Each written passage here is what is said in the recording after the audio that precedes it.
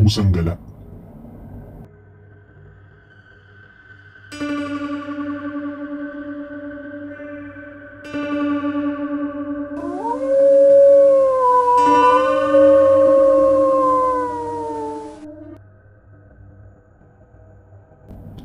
Kanina pa umiikot-ikot yung pusa sa bakuran.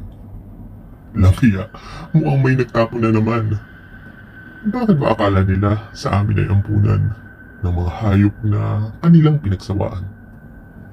Ito kasing asawa ko, mahilig mag-alaga at lahat kinukupkup, napadpadpad ng pusa. Pinapakain, kinagamot at talagang inaaruga. Maamo sa mga hayop, malambing, matyaga. Kaya ngayong kabuwanan ay ako ang gumagawa na magpakain, magpaligo ng mga alaga. Bilog ang buwan, masarap ng pahinga, magmuni-muni, magpaantok, maghintay ng umaga. Pero bakit sa kawalan ay biglang may napansin? May gumagala sa bakuran, pusang kulay itim. Tila ba sa tao sa akin ay nakatingin? Baka gutom lang, kaya hindi ko pinansin. Maya-maya pa, naidlip sa tumba-tumba. Marahil katuwang lupa dahil sa pagod, umigay na. Nananaginip na yata nang maalimpungatan sa tuwina. May sumisigaw, may nagmamakaawa. Ang sigaw ay galing sa kwarto. Napabalikwas at nagmamadaling pumunta sa asawa ko. Hindi ko alam kung tumalon, hindi ko alam kung tumakbo. Basta narating ang pinto ng munti naming kwarto. May lalaking nakatayo sa paanan ng aming kama.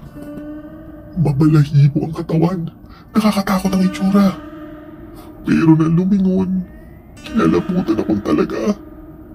Tao ang katawan, pusa ang mukha niya. Hindi ako nagkamali. Yung pusa sa bakuran, ngayon ay tao na nasa aming harapan. Walang ano-ano, ako ay ninitian. Buong katawan ko ay kinilabutan. Kami ba ay sasaktan? Kami ba ay papaslangin?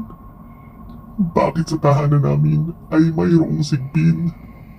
Aswang o halimaw hindi malinaw sa amin kung ano ang pakay wala sa aming pangitain. Ang asawa ko naman, parang kinikilala ang nilalang sa harapan na aming nakikita. Pag ko'y kumaway, ang taong pusa ay niyaya. Lumapit ang lalaki. Ako ay nakatulala. Ito ang anak ko, ang sabi ng may bahay. At umungol ang pusa. Halos ako ay mahimatay. Noong araw na nakunan, pero ang totoo ay hindi naman. Itinapon ko ang sanggol sa malayo sa kawalan. Nakangangalang ako. Walang alam, natatakot. Ang pusa at asawa ko ngayon ay nasa kumot. Kumanlong ang pusa. Katawan ay binaluktot.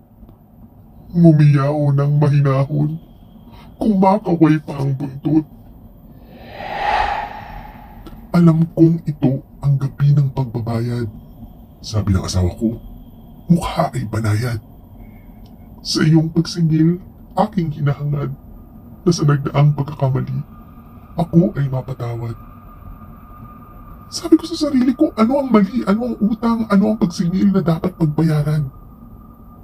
Asawa ko ay humikbi, luha ay pinahiran. Sa kanyang paliwanag, napasigaw na lang. Ipinagdasal ko noon na sana ay mabuhay. Ang anak na isinilang na patay. At ang punong aswang, panalangin ko ay pinakinggan. Pero susunod na anak, iaalay kailangan. Teka, hindi ako papayag, sabi ko sa asawa. Anak na pinag-uusapan, hindi lamang sa kanya. Sa akin ay tumingin, asawa ko ay tumawa, at ang lihim ay binunyag. Bibig ko'y napanganga. Wala kang anak. Hindi iyon sa'yo. Ang anak ko ngayon, ang ama ay demonyo. Pinakasalan kita para sa pagkakataong ito. Ikaw ang unang kakainin ng mga anak ko. At ang pusang kanina ay maamo at mabait. Sa leeg ko ngayon, pangil ay nakakabit.